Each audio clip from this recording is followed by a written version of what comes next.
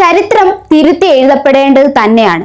നേതാജി സുഭാഷ് ചന്ദ്രബോസ്, ഭഗത് സിംഗ്, ചന്ദ്രശേഖരൻ ആസാദ്, ഉദ്ധം സിംഗ്, ഖുദിറാം തുടങ്ങിയ ധീരദേശാഭിമാനികൾ എങ്ങനെയാണ് ചരിത്ര താളുകളിലെ അകപ്പേജുകളിൽ ഒതുങ്ങിപ്പോയതെന്ന് ചരിത്ര വിദ്യാർത്ഥികൾ പഠിക്കേണ്ടതുണ്ട്.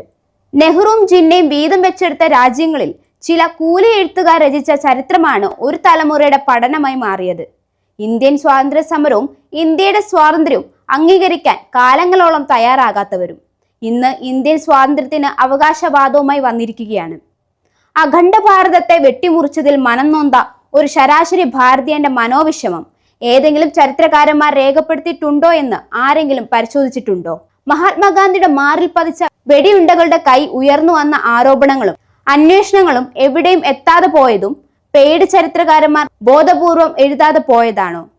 ബ്രിട്ടീഷ് വിഘടന തന്ത്രങ്ങളിൽ ഉരുത്തിരിഞ്ഞ വംശഹത്യകളും അതിന്റെ തീപ്പൊരികളും അടങ്ങാതെ ഇന്നും ഊതിക്കത്തുകയാണ്.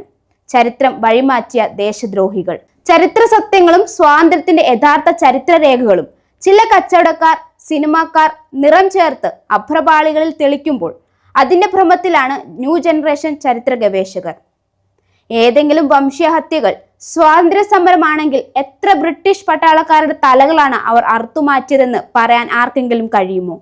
ബ്രിട്ടീഷ് സാമ്രാജ്യത്തിനെതിരെ നടന്ന സമരത്തിൽ എങ്ങനെയാണ് തദ്ദേശീയരായ സഹോദര മതക്കാർ കൂട്ടത്തോടെ കൊല ചെയ്യപ്പെട്ടതെന്നും ന്യൂജൻ ദേശീയവാദികൾ പറയേണ്ടത് തന്നെയാണ്. രാജ്യത്ത് വിഘടനവാദവും വൈദേശികവും കടന്നുകയറ്റവും തീവ്രവാദവും നടപ്പിലാക്കുന്നവർക്ക് മറുപണി ചെയ്യുകയാണ് ഇപ്പോഴും ചിലർ.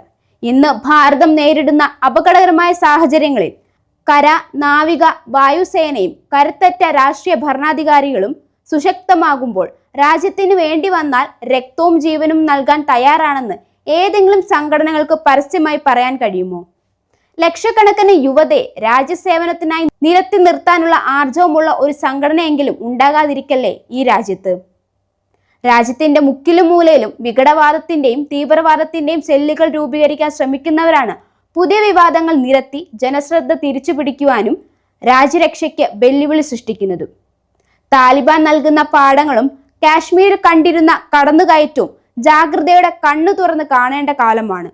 ഭാരതത്തിന്റെ പട്ടാളത്തെ തെരുവിൽ കല്ലെറിഞ്ഞ കാശ്മീരിലെ തീവ്രവാദം, ലാൽ ചൗക്കിൽ ഭാരതത്തിന്റെ ത്രിവർണ പതാക ഉയർന്നു പാറിയപ്പോൾ ചിതറിപ്പോയത് ഓർമ്മ വേണം.